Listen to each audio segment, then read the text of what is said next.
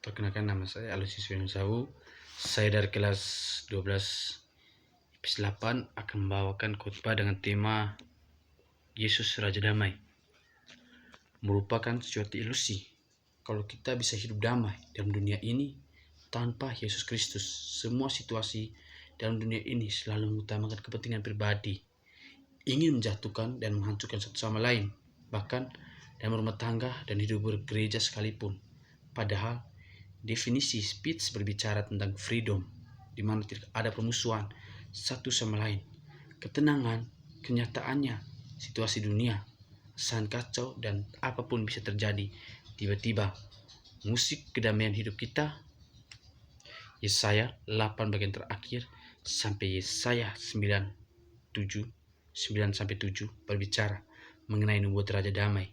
Saya mengerti tidak ada kedamaian dalam dunia penuh dosa ini. Lihat Yesaya 9:6-7, di mana situasi waktu itu ada dalam suasana kehancuran, peperangan, dan ketidaktentuan Israel yang akan dihancurkan bangsa Asyur. Dan tahun 722 SM, sejarah mencatat bangsa Asyur mengalahkan kerajaan utara, itu Israel. Dan nantinya kerajaan Babel juga akan menjajah kerajaan selatan atau Yehuda. Micah 45 ayat 1 juga menubuatkan akan kedatangan sang raja di Bethlehem karena melihat kerajaan Yehuda yang sedang dikepung kerajaan Babel. Di tengah situasi ketakutan dan kehancuran ini, Yesaya 5 ayat 6 yang mengisikan tentang sebuah nubuat yang relevan dengan konteks yang ada atau ada pengharapan dan penghiburan bergantung kepada Allah, tapi realisa hanya masih di masa depan. Ciri dari Raja Damai ini bukan diciptakan tapi dilahirkan atau manusia diciptakan. Dia berkuasa atau lambang berpemerintah ada di atas bahunya, namun identik dengan pribadi orang yang pada zaman itu. Konsilor atau penasihat, hikmah ilahi dan wonderful atau ajaib, Allah yang perkasa, sehakikat dengan Allah sang pencipta langit dan bumi. Bapa yang kekal, the Father of eternal, pribadi yang lahir, hakikatnya kekal dari dulu, ada sampai selama-lamanya. Raja Damai. Yesaya 5 ayat 7 menunjukkan sang Raja Damai ini adalah keturunan dari Daud. Lihat juga Korintus bab 1 ayat 16-19. Yesus sang pencipta, sehakikat dengan Allah.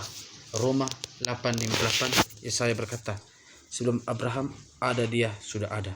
Jadi ini semua membuktikan bahwa Kristuslah Raja Damai yang dibuatkan Yesaya.